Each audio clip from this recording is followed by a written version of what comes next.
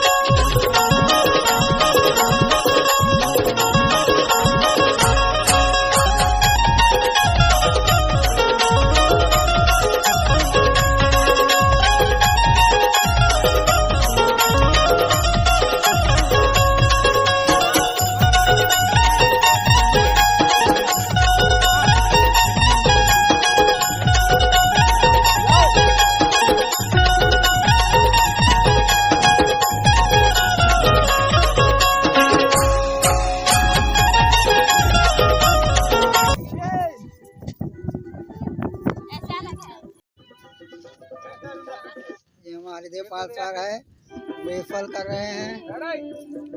आज बहुत बेहतरीन गाने का शूटिंग है जिसकी गायिका है मोंगरा जी। ये हमारे सर अमित बर्मन सर, कोरियोग्राफर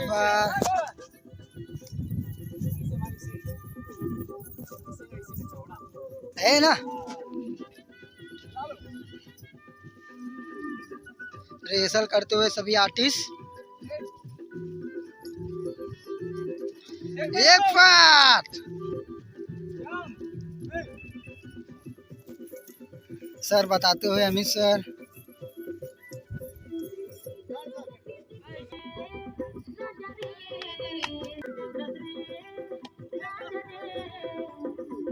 कोरियोग्राफर हरीश सर।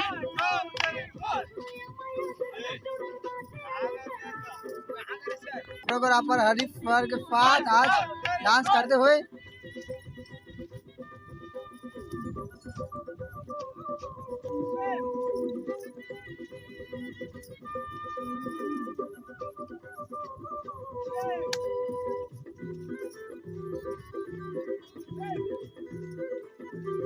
ये देवपाल सर।